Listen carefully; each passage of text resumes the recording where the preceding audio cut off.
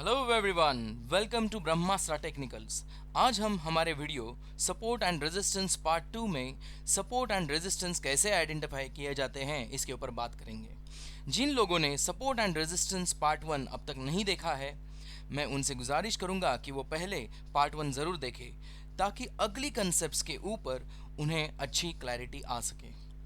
Part 1 की link नीचे description box में दी गई है। सपोर्ट या रेजिस्टेंस तीन तरीके से बन सकते हैं। पहला होता है हॉरिजॉन्टल लाइंस, दूसरा होता है असेंडिंग या फिर डिसेंडिंग लाइंस, तीसरा होता है कर्व्स। तो चलिए शुरुआत करते हैं हमारे पहले एग्जाम्पल हॉरिजॉन्टल लाइंस से। इस एग्जाम्पल में आप देख सकते हैं यह सपोर्ट जोन जो यहां पर है, यह सपोर्ट जोन 296 से लेकर 298 के बीच है, जो कि ब्लू कलर में मार्क किया गया है। हॉरिजॉन्टल सपोर्ट में यह लेवल्स चेंज नहीं होती हैं। यह सपोर्ट पहले, दूसरे और तीसरे वक्त भी उसी लेवल पर बरकरार है। अगले चार्ट में हम देख सकते हैं कि 517 से लेकर 520 के बीच एक रेजिस्टेंस जोन दिखाई दे रहा है, जो कि रेड कलर में मार्क किया गया है, जो कि एक कांस्टेंट लेवल है, यानी कि ना तो यह रेजिस्टेंस ऊपर जा रहा है ना तो नीचे आ रहा है। तो चलिए यही बात हम लुपिन के चार्ट पर चेक करते हैं। देखिए यह लुपिन का 15 मिनट टाइम फ्रेम का चार्ट है। आप देख सकते हैं यहाँ 860 से 865 के बीच में एक रेजिस्टेंस जोन और 835 से लेकर 840 के बीच एक सपोर्ट जोन दिखाई दे रहा है। ये लाइंस हॉरिजॉन्टल है, यानी कि यह बढ़ने वाली या गिरने वाली लेवल्स नहीं है, बल्कि कांस्टेंट लेवल्स हैं। थोड़ा पीछे जाकर देखते हैं।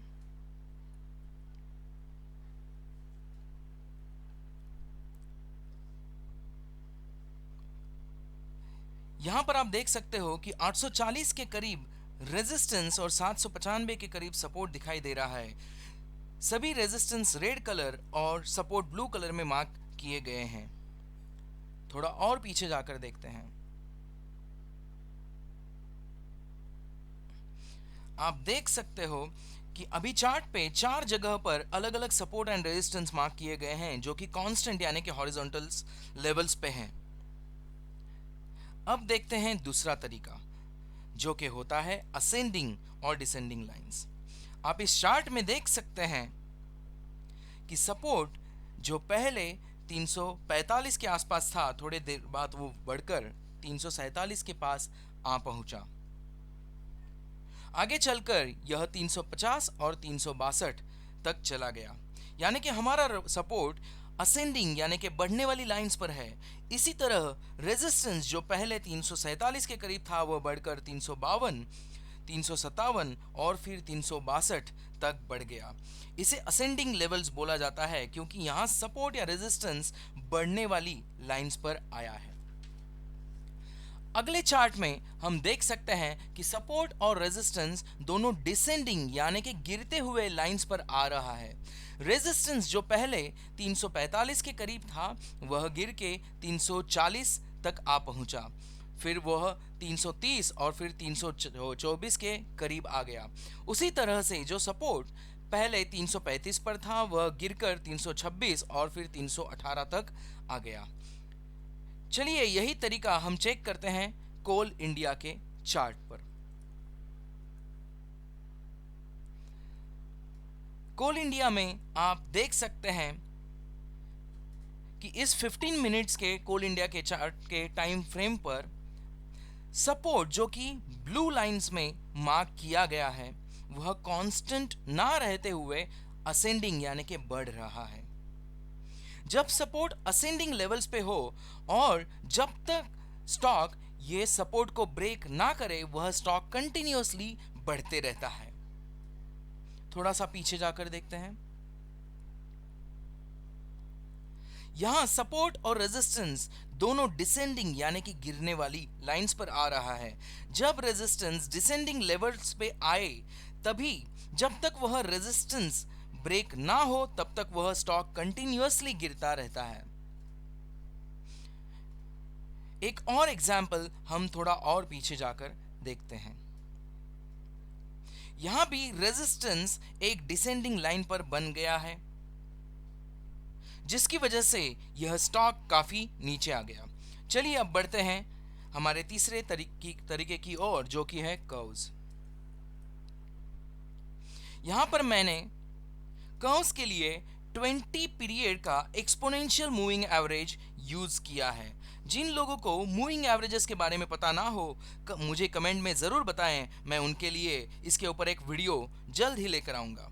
आप देख सकते हो कि यह ईएमए यानी कि एक्सपोनेंशियल मूविंग एवरेज यहां पर सपोर्ट एंड रेजिस्टेंस का काम कर रहा है। यह लेवल्स डायनामिक यानी कि बदलने वाले हैं। स्टॉक जैसे ही ऊपर या नीचे जाएगा, वैसे ही यह सपोर्ट और रेजिस्टेंस की लेवल्स बदलते जाएंगी।